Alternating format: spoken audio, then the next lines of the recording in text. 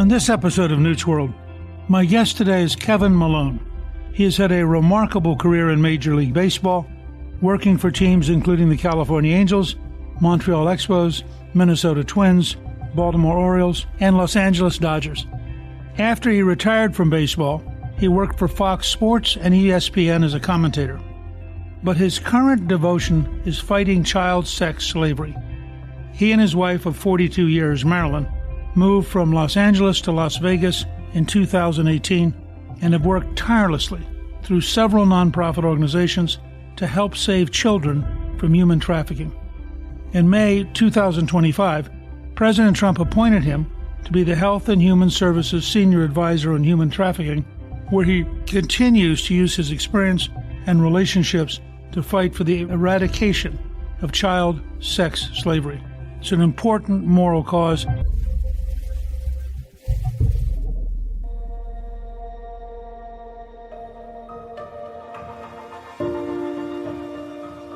Kevin, welcome, and thank you for joining me on Newt's World. Speaker, it's a pleasure and an honor. Thank you for the time. I'm just grateful for what you've done for America, and Lord willing, I can do a little bit to help protect kids in moving forward.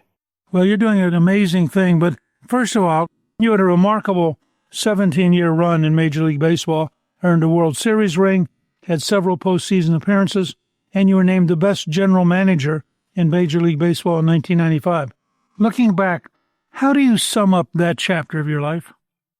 Well, Speaker, I think it was basically a learning experience. I think that the Lord was creating a platform for me to use those experiences in scouting and player development and team building to know how to put championship teams together so that when I got out of baseball, I would be positioned to best fight child sex trafficking in this country, as well as child labor trafficking. So I believe those 17 years, Speaker, really taught me how to build teams, how to collaborate, how to work together, how to hire the right people and manage the right people to accomplish your goals and objectives. So I think it was a training course, Speaker, in preparing me for doing this important work to protect our kids here in America.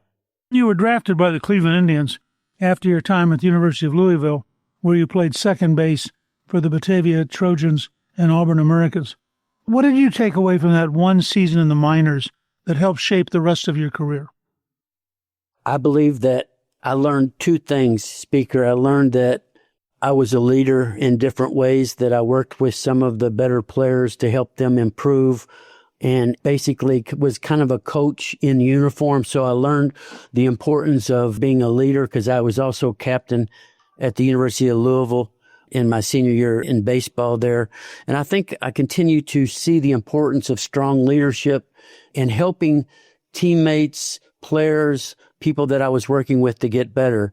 And I think I also learned how important teamwork is, unity, how we should work together. If you want to win, how everyone has to do what they can in their specific roles to help the team succeed and to win. So I learned discipline as well, why it was important to be disciplined.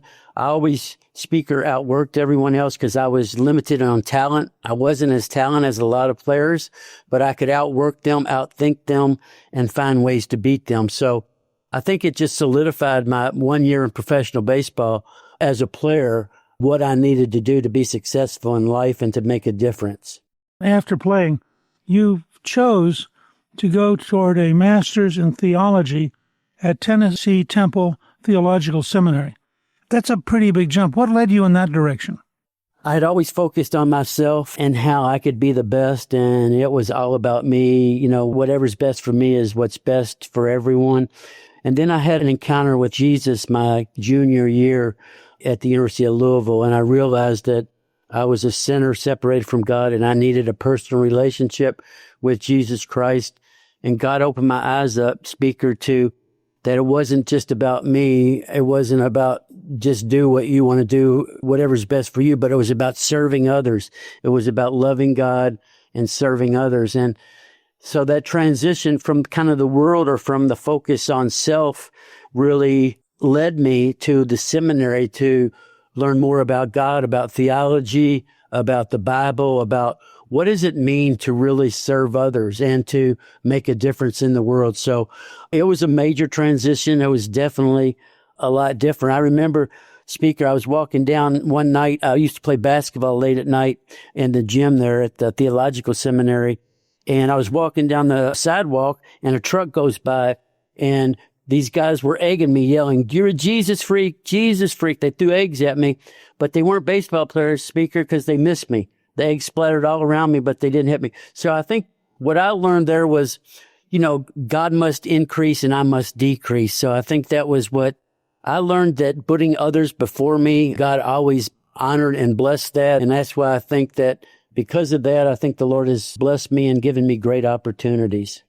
When you graduated from the Tennessee Temple Theological Seminary, you joined the California Angels as part of the scouting and player development team.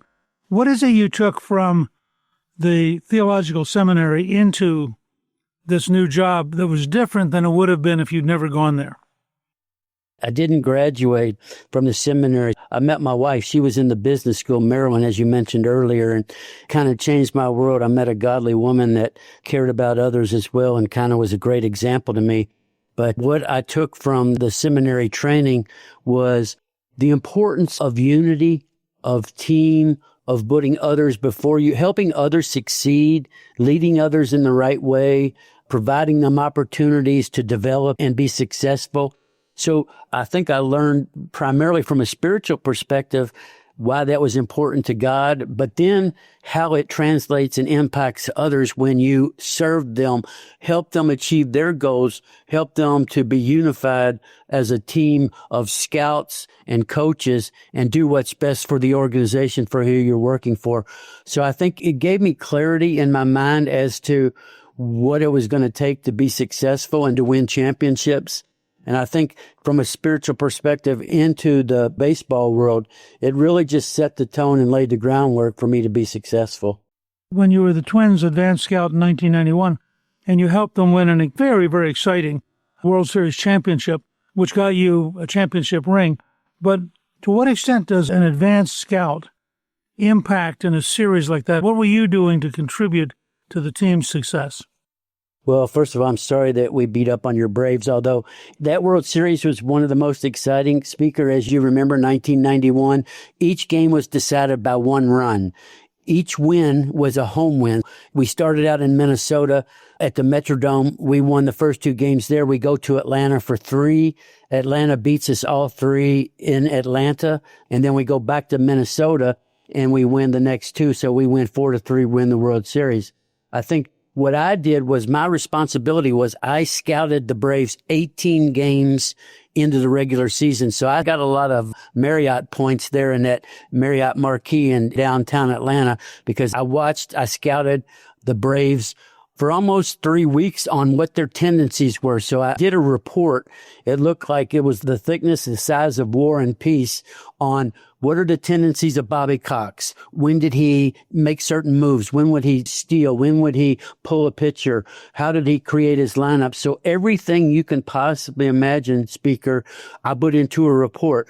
Lonnie Smith, he will make a wide turn at second or around the bases. You might be able to throw behind him. And that, in fact, happened in one game. And it helped us win a particular game. How to shade the different players as far as positioning in the outfield and the infield. What pitches did certain hitters like first pitch fastball hitters. So everything you can imagine that a player would do. Also, I looked at the field in Atlanta, the ball. How would it bounce off the wall? What were the foul lines? Everything that you can imagine, all the way down to the minute details of what it would take for the Twins to beat the Braves.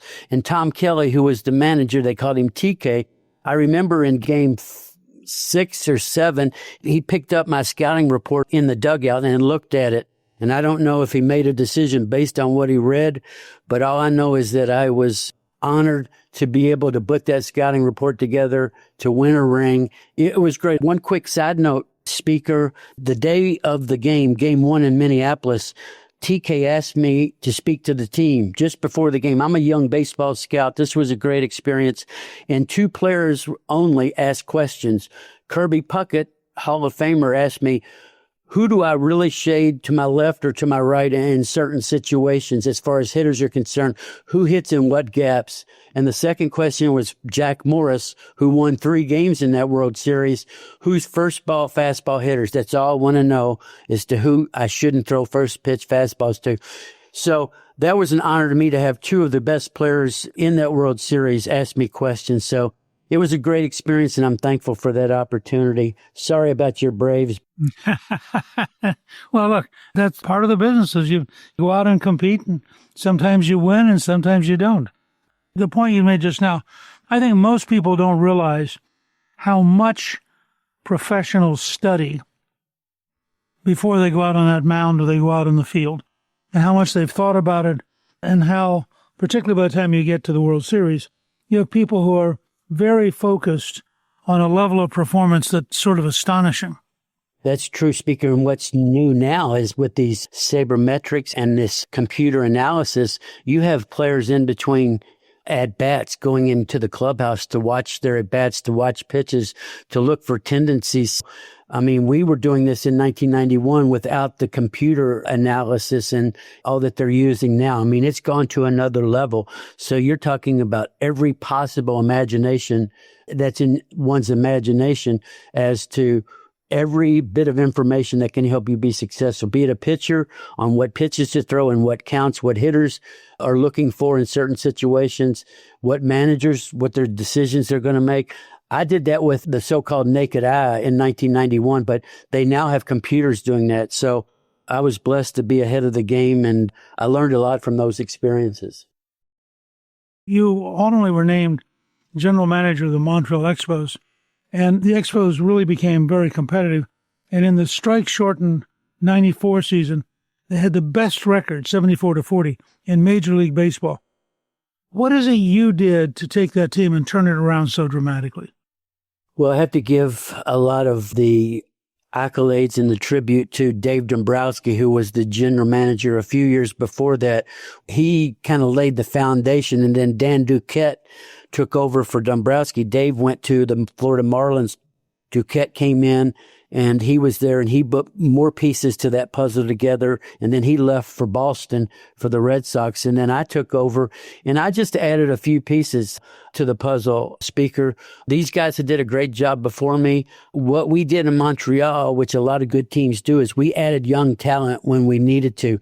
We had solid, very good veteran players, but part of the challenge in Montreal with being a small market team and low resources, we had to always trade our best players. But that particular year, 94, we had 6 All-Stars that year. Larry Walker, Marquise Grissom, Pedro Martinez, Kenny Hill. We had a lot of really good players, but we had good young players. So I think what made that team really good was that it had a combination of veterans, experienced guys, and rookies, younger players. And we had Felipe Alou as the manager, who was a all-star himself as a player, but he understood the game.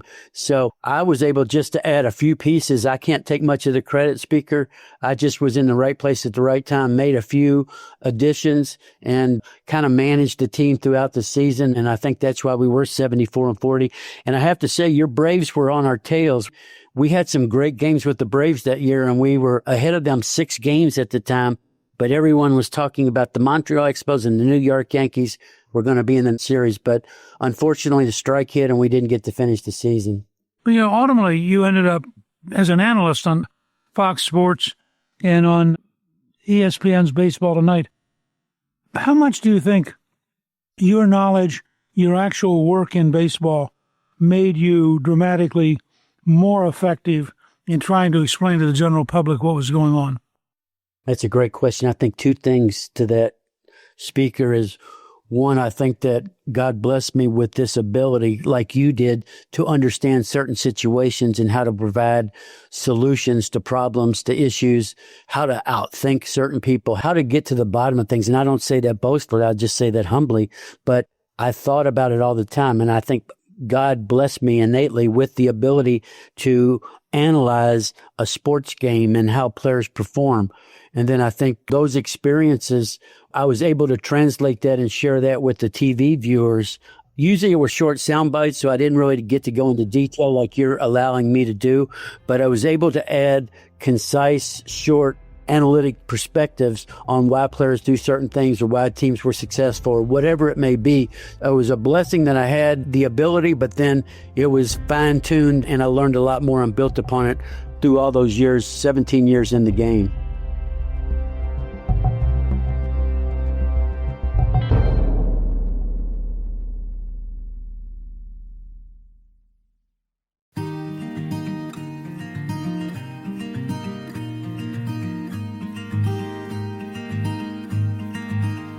After you left baseball, what is it that drew you and your wife to focus so intensely on human trafficking? So at the time, Speaker, I owned a Mercedes-Benz dealership in Los Angeles. So I was afforded the opportunity, the time to really do what God was calling me to do, which was serve others. And then late in 1998, and then throughout the 2000s, we opened the Benz dealership in 2005, but in 2009, I went with my pastor of my church to Thailand, and I met 4, 5, and 6-year-old boys and girls that had been sold for sex, that were brokered for sex. They were rescued in a facility, a safe house in northern Thailand, in Chiang Mai, in the northern part of Thailand. And I learned the importance of how to serve and help and bring healing to little kids that have been sex slaves. And it broke my heart. When you pray to God, God, break my heart for what breaks yours. Be careful because he might just do that. So when I got back from Thailand, I started really researching and studying, was this going on in America? How bad was the problem? And what could I do about it? And my wife, who's always been supportive of me, said, if you want to fight this, let's figure out how to do it. So she encouraged me. And then, Speaker, I knew some wealthy guys that said, hey, if you want to do this, we'll help you create some nonprofits to start doing that. So I think initially it was meeting young kids that had been sex slaves, and it broke my heart. And then what happened was my son was at University of Southern California at USC. He overdosed his senior year in 2013 at the beginning. And they told us that he was brain dead and to pull his feeding tube, starve him to death, because if he ever woke up, he'd be in a vegetative state. We didn't do that, Speaker. We fasted, we prayed, we cried out to God, and God performed a miracle and brought my son back to life, gave him a second chance. And a year and a half later, he graduated from the University of Southern California with a business degree from the Marshall School of Business. So I say that to say is, soon after that, I believe God was saying to me, Kevin, I gave you your son back. I want you to go give moms and dads their sons and daughters back that are being sex trafficked. So I believe it was kind of a mandate, a call from God, and I wanted to be obedient and I wanted to help kids. That's kind of the genesis of how that all transpired. When did you set up Kids Not for Sale? That was in 2021. I had been involved with another nonprofit called the United States Institute Against Human Trafficking, but I really felt God was calling my wife and my family, us, to move to Las Vegas because of the child sex trafficking that was happening on the Las Vegas Strip and throughout Clark County. As people know or should know, that prostitution is not legal in Clark County. It's legal in certain counties in Nevada, but not in Las Vegas and not in Clark County. So I moved over there to fight for kids. And I started Kids Not for Sale because I wanted to really see if I could make a difference. I felt like God was saying, if you can cut the head off that snake there, you can cut it off anywhere in the country, because we know that there's certain cities that have a propensity to be involved in this. And we know that men fly into Las Vegas to not only gamble, but to party and have sex with sometimes adults, but oftentimes with children.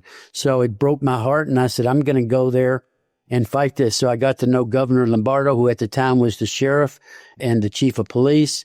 And then I know now the current chief of police and sheriff, which is Kevin McMahill. I work with the city council. I work with nonprofits. I work with law enforcement and all those politicians to try to figure out how we can best protect kids. And unfortunately, Speaker, a lot of times people talk a good game, but they don't take action.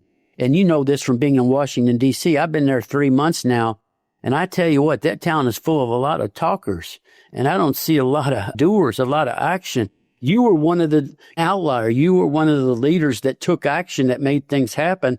to do what was best for America. So I thank you for that example. And I think President Trump is also kind of following in your footsteps, so to speak, and doing what's best for Americans and America first. I mean, that's what it's all about. And that doesn't mean we don't care about other countries and we don't do things to protect people that live in other countries. But our first priority is doing what's best for America, meaning our families, our friends, and our communities, our cities. And you were an example. You set the example. You did a lot of that all those years, the 80s and 90s that you were in Congress. So again, I thank you for being the example.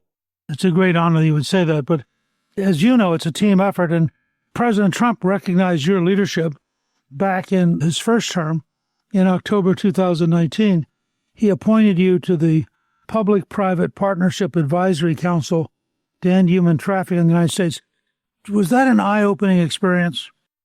Well, yes, it was, because I think you could tell even from our conversation that I'm kind of an aggressive guy, take no prisoners captive. I'm going to get it done and I'll fight you to the end, but I'm going to win. And I think he recognized that. I spent more time learning from Ivanka because she had a great heart for survivors, for traffic victims. And she really, her and the president really passed a lot of policies and provided resources in this fight. I mean, you can take all the presidents together and they didn't do half of what President Trump did in his first term in the regards of fighting human trafficking and providing resources to victims. So, the public-private partnership, it was interesting because, partnerships are absolutely essential because no single agency or organization can end trafficking alone. And I believe public-private partnerships have been especially effective. We've worked with the HHS under Secretary Kennedy, Make America Healthy Again, to train providers because research shows that most trafficking survivors, they see a healthcare provider while they're being exploited. But too often the signs are missed. Ending trafficking, as you just mentioned about working together, takes all of us, government, business, nonprofits, and everyday people who care enough to act. When we bring our strengths together, we can create real and lasting solutions. And I just follow the example of President Trump. I mean, he puts his money where his mouth is and he takes action and gets things done. And I'm thankful to him and his administration and Secretary Kennedy for providing me the opportunity to work with businesses that have a role in this. We need everybody, like Tommy Lasorda used to say, speakers, we all need to be on the same end of the rope, pulling in the same direction. And when we can do that in Washington, D.C. and the federal government, we can make a really big difference for families, for kids, for our community. So I'm just grateful to be able to work across the government and business lines to make positive things happen for Americans.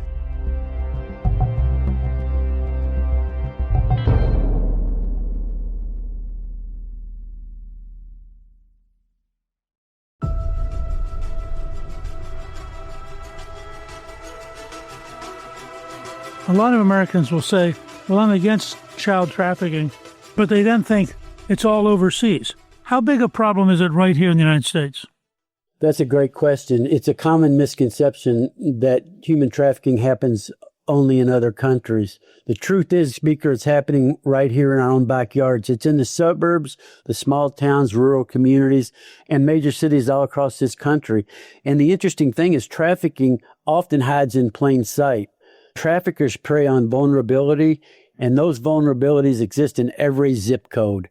And human trafficking, in my opinion, it's not just a law enforcement issue, it's a public health crisis. And that's the way I think we as Americans need to look at it, as a public health crisis, because it's about protecting kids, it's about restoring broken systems, and it's about making sure that no one is exploited for profit. So that is a big misconception. And one thing I'd like to mention, Speaker, is Americans don't understand or know is that the DOJ in their reports and research show that up to 36% of all trafficked American kids are boys.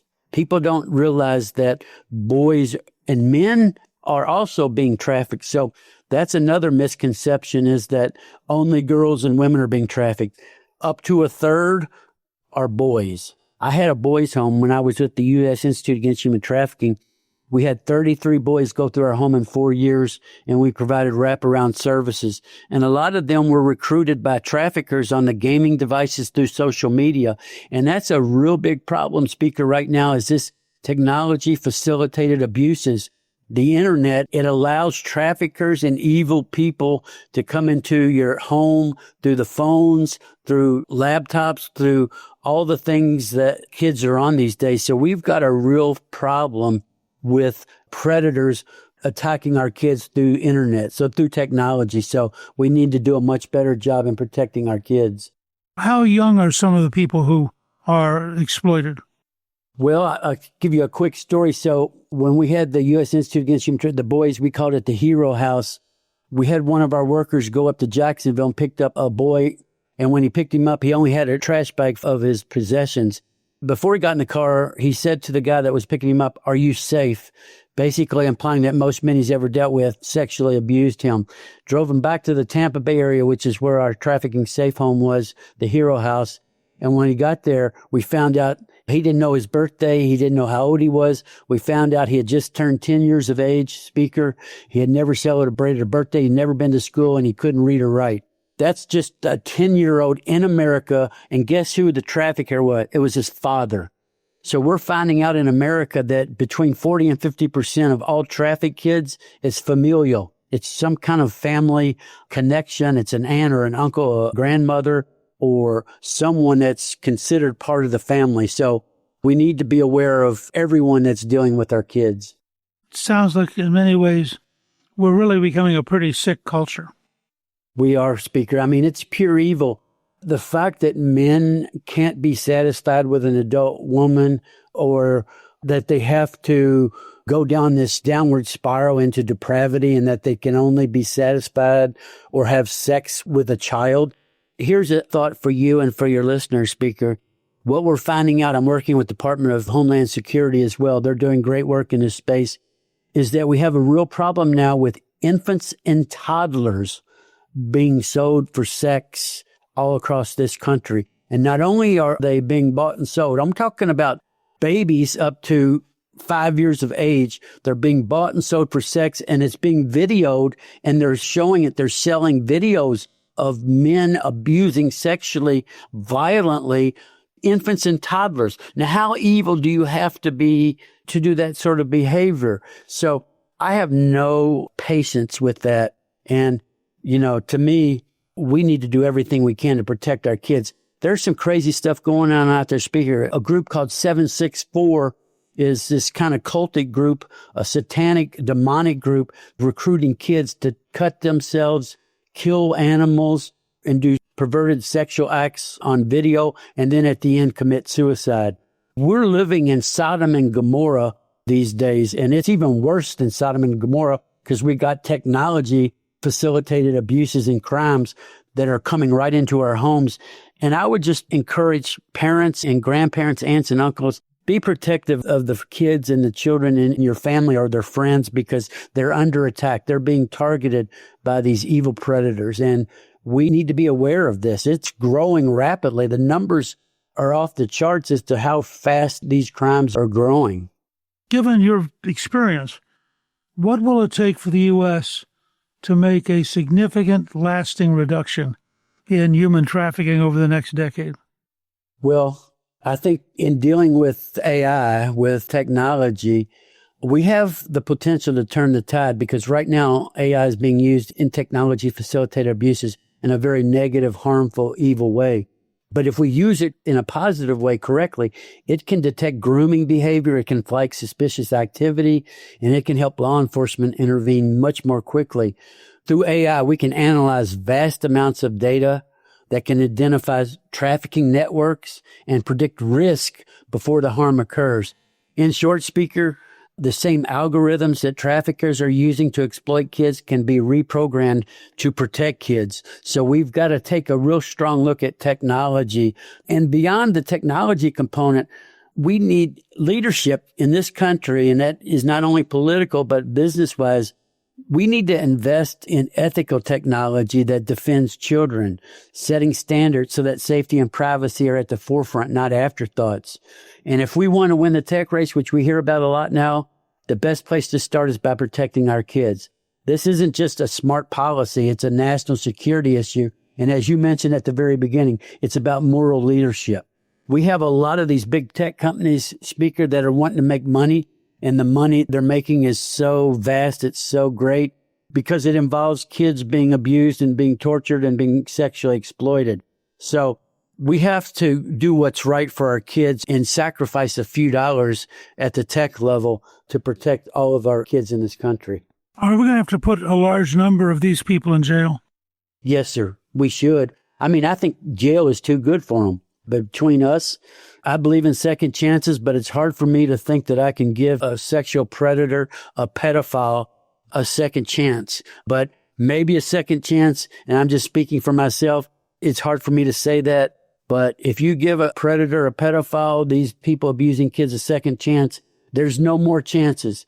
There really should be only one chance, and then throw away the keys to the prisons or doing whatever more you have to do. But we have to take a stronger stance, Speaker, because what I'm finding out across the country, it's usually up to the states to take action.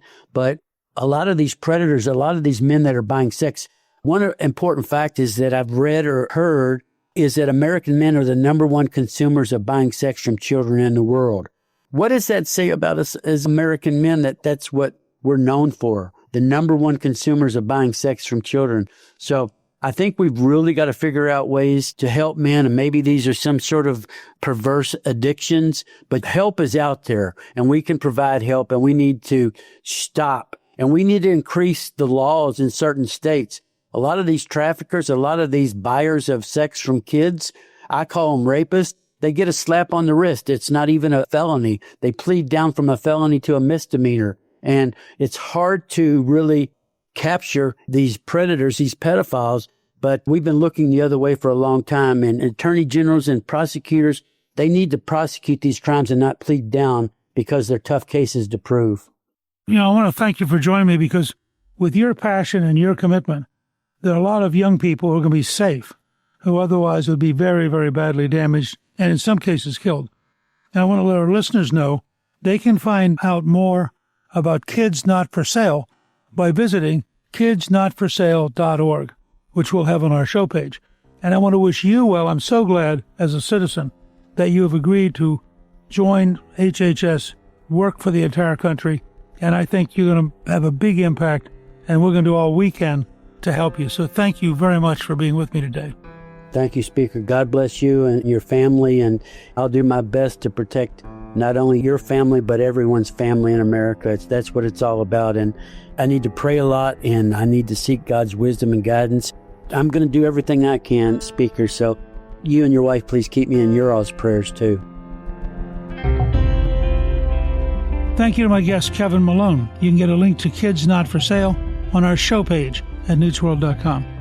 Newt's World is produced by Gingrich 360 and iHeartMedia. Our executive producer is Garnsey Sloan. Our researcher is Rachel Peterson. The artwork for the show was created by Steve Penley. Special thanks to the team at Gingrich 360. If you've been enjoying Newt's World, I hope you'll go to Apple Podcasts and both rate us with 5 stars and give us a review so others can learn what it's all about. Right now, listeners of Newt's World can sign up for my 3 free weekly columns at gingrich360.com/newsletter. I'm Newt Gingrich. This is Newt's World.